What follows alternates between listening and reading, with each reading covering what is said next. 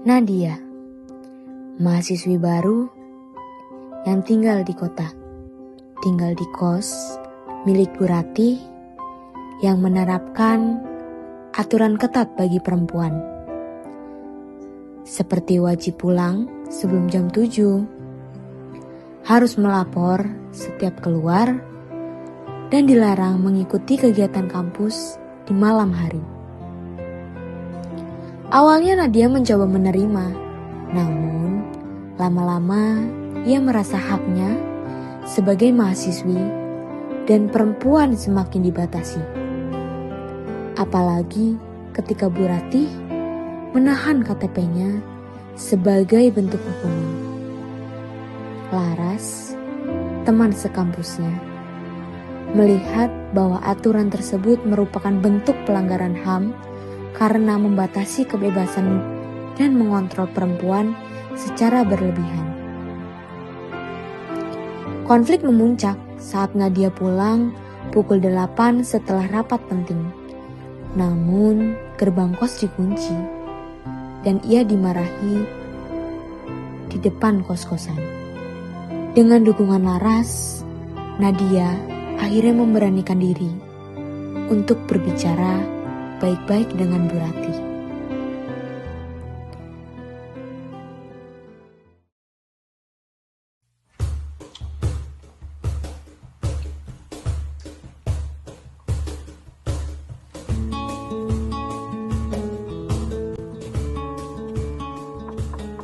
Misi. Ya. Hei, kamu Nadia ya? Iya, Bu. Mari masuk. Cuaca sore, Nadia datang ke kos milik Bu Rati. Sebelum itu, Ibu akan jelaskan peraturan yang ada di kos ini. Baik, silahkan. Bu Rati mengangguk puas, tetapi Nadia tanpa ragu. Ras, aku harus buru-buru ke rapat nih. Soalnya takut balik lebih dari jam 7 malam. Hah, seketat itu tah? Kan emang rapat organisasi sampai malam. Iya, tapi aku takut aja gitu loh dimarahin sama Bu Rati kalau balik lebih dari jam 7 malam. Ya ampun, nah. Ini kampus, bukan penjara. Ya sih, yaudah ya. Dadah. Bye-bye. Nadia masuk tergesa. Bu Rati berdiri dengan ekspresi kesal. Nadia, kamu itu perempuan. Kau pulang malam. Tidak sopan. Awas jika kamu mulai lagi. Maaf, Bu. Barusan rapatnya diundur. Alasan, kamu perempuan. Ibu menjaga kamu agar kamu tahu aturan. Kamu disimpan. Kamu disimpan. Bu, tapi saya kan butuh KTP ini buat di kampus. Ada benar. Ini kewajiban dong. Nadia menunduk dengan ekspresi sedih. Nadia hanya bisa diam dan meratap sedih. Misalnya kehilangan dirimu sekali lagi dan patah hati. Perasaan sendiri bukan hal yang aku suka. Hal yang paling ku suka. Nadia menangis pelan. Kau adalah Laras pun duduk di sampingnya untuk menenangkan Nadia. Nat, ini udah pengumuman banget. Kamu punya hak untuk belajar dengan bebas. Aku takut, Ras. Takut diusir. Kamu gak bisa begini terus. Bu Rati udah melanggar HAM. KTP kamu gak boleh diambil dong. Aku cuma nggak mau ada masalah. Diam kamu tuh justru bikin masalah besar. Nadia pulang habis rapat penting. Tiba-tiba Bu Rati, saya Nadia. Saya pulang. Nadia, kamu perempuan terlaluan. Pulang malam-malam, bikin malu ibu saja. Tahu aturan. Ada di rapat kamu.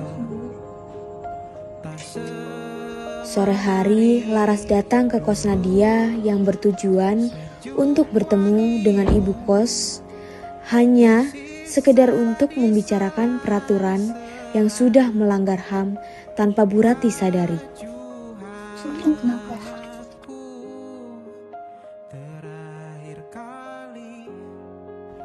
Ibu, kita perlu bicara. Belum.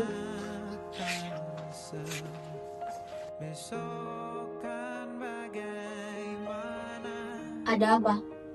Dan kamu siapa? Apa yang ingin kamu bicarakan? Perkenalkan, sebelumnya nama saya Laras, teman satu kuliahnya Nadia.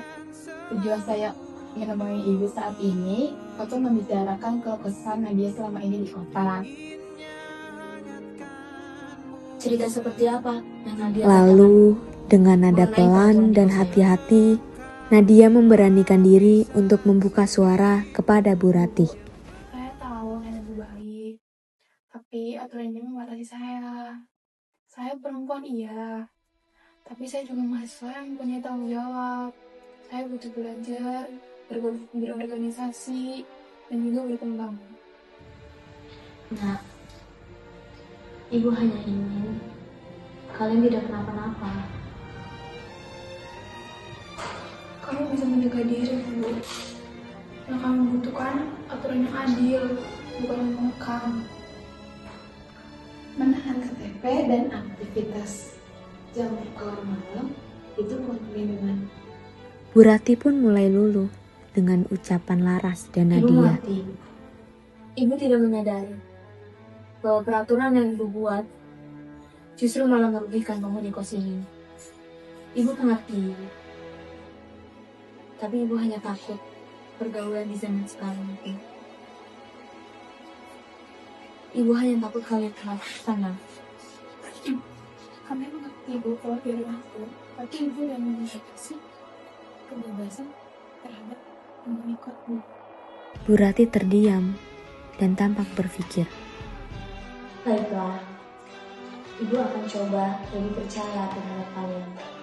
Tetapi berjanjilah, kalian harus selalu berhati-hati dan menjaga satu sama lain. Jangan sampai Ibu menyesal sudah merubah peraturan di kos ini. Peraturan jam 7 malam akan Ibu cabut, dan KTP Nadia akan Ibu kembalikan. Mulai sekarang, kita buat aturan bersama, yang mana aturan itu pun tidak melanggar atau membatasi hak kalian. Kadang perubahan dimulai dari suara kecil.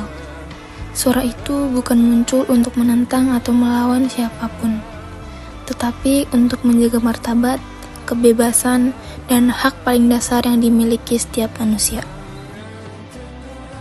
Cerita berakhir dengan keyakinan Nadia dan Laras bahwa memperjuangkan HAM dapat dimulai dari keberanian untuk bersuara.